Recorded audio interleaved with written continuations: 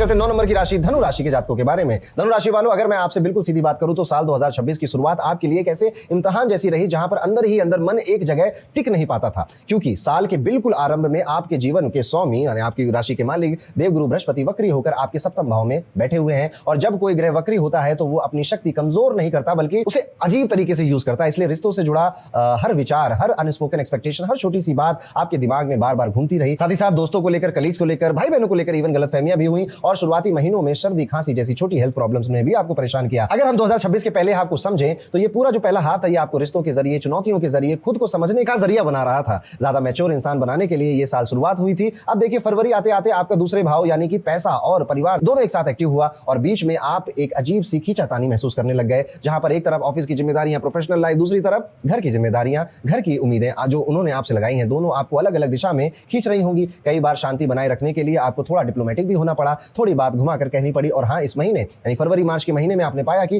खान पान और पेट से जुड़ी दिक्कतें भी सामने आई और ये करते करते अब आपने जून भी खत्म कर दिया है। और अब मन में बात आती है कि कैसा जाएगा मेरा जुलाई से लेकर दिसंबर का ये पूरा टाइम पीरियड। तो चलिए अब इसको समझते हैं। अब जुलाई आते आते आप ना एक फ्री स्पिरिट की तरह बन रहे हैं, अभी धीरे धीरे बन रहे हैं। एक वो चिड़िया जो अपना पिंजड़ा तोड़कर बाहर निकलना चाहती है। जुलाई आते आते आपका पूरा ध्यान खुद को बदलने, सेहत सुधारने, उन गलत पैटर्न्स को ठीक करने पर जा ही रहा है। जब आप ये वीडियो देख रहे हैं जो पिछले कुछ महीनों से आपको परेशान कर रही थी, इस दौरान पेट एसिडिटी और या फिर डाइजेशन से दिक्कतें आपको तंग करेंगी, यहाँ पर आपको आयुर्वेदिक मेडिसिन की तरफ या आयुर्वेदिक ट्रीटमेंट की तरफ जाना चाहिए। साथ ही साथ अपनी फूड को लेकर डिसिप्लिन, अब आपको डाइट को लेकर डिसिप्लिन आपको बना लेना चाहिए, क्योंकि अब आपका जुपिटर 8वें भाव में आ रहा है, जो गहरी ट्रांसफॉर्मेशन और हीलिंग का समय है। अगस्त से पहले मैं जुलाई में कहूंगा कि यहाँ पे आप अपने करियर को लेकर भी कई अनसर्टेनिटी आप महसूस कर रहे होंगे कि आगे चलेगा नहीं चलेगा, आगे मुझे हटा तो नहीं देंगे, निकाल तो नहीं देंगे, चेंज करना पड़ेगा क्या, कुछ नया करूं क्या, इस तरह के विचार भी जुलाई में आएंगे आपके महीने। फिर अगस्त में एंट्री होगी आपकी। अगस्त में जुपिटर और सन दोनों 8वें भाव में रहेंगे, जिससे कि पिताजी की सेहत का खास ध्यान रखना है आपको। उनको कमर के आसपास के एरिया में दिक्कत हो सकती है, हड्डियों के दर्द भी चिंताजनक हो सकते हैं। साथ ही पुराना कोई बड़ा दबा हुआ कोई दर्द था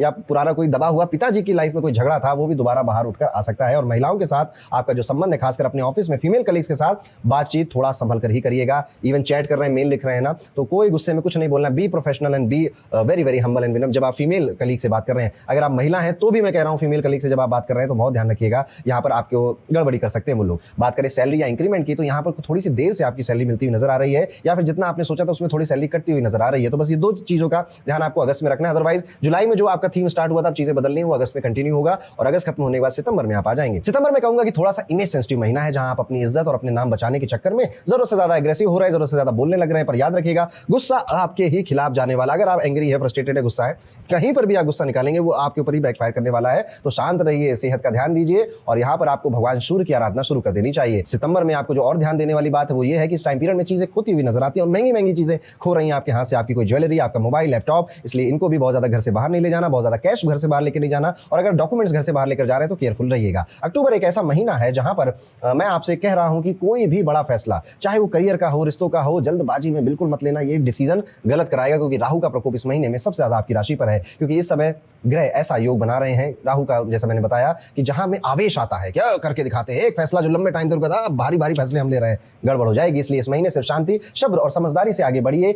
ये विस्तार का महीना नहीं है, यानी कुछ नया बढ़ाने का महीना नहीं है। जो अभी तक चल रहा है ना, उसी को रुक कर देखने और सुधारने का महीना है, और यही करेंगे आप अक्टूबर में। और फिर आ जाएगा नवंबर का महीना। नवंबर आते ही जहां से आपकी जिंदगी एक बिल्कुल नई दिशा में शुरू होने लगेगी। नए लोग, नए रास्ते, नए अवसर सब आपके सामने खुलकर आएंगे। आपने कहा कि पूरे साल बैंड बजा के रखी, इन ग्रहों ने अभी नवंबर में ये मेरा फायदा कर रहे हैं। आपके गुरु नवम भाव यानी कि भाग्य के घर में सिंह राशि में आ जाएंगे, जिससे कि गुरु, टीचर या किसी ज्ञानी व्यक्ति का मार्गदर्शन आपको फ्यूचर को आगे बढ़ाने में मिल सकता है, और ये एक इंपॉर्टेंट रोल निभाएंगे आपकी लाइफ में। बस मंगल अभी भी थोड़े से 8वें भाव में, इसलिए ब्लड रिलेटेड कुछ प्रॉब्लम होती हुई नजर आती है। बीपी अगर आपको ऑलरेडी है तो वो और परेशान कर सकता है इस टाइम पे। अगर आप कर सकते हैं तो आपको ब्लड डोनेट कर देना चाहिए, इससे आप हर तरह की बीमारियों से बचेंगे। दिसंबर का महीना आ गया, ये महीना आपके पूरे साल को एक शानदार अंत देगा, जहां आपके नाम और पहचान को उठाने के लिए ये समय काफी बेहतर रहेगा। आपका नेटवर्क बढ़ेगा, आप बड़े और इन्फ्लुएंशियल लोगों के संपर्क में आएंगे, यात्रा लाभदायक रहेगी और ऑफिस में आपकी सोच और आपकी क्रिएटिविटी की सराहना करेंगे, खुलकर तारीफ करेंगे लोग। इस महीने आपकी मेहनत को रिकॉग्निशन मिलेगा, सक्सेस और एक्सपेंशन तीनों मिलेगा। तो देखिए 2026 देखते देखते, चाहे जैसा भी शुरुआत हुई होगी, इस राशि के लिए थोड़ी सी बैंड बजाए रहा था वैसे 2026, लेकिन अब अंत आते आते ये सब सही हो जाएगा। 2026 आपको तोड़ने नहीं बनाने वाला साल है।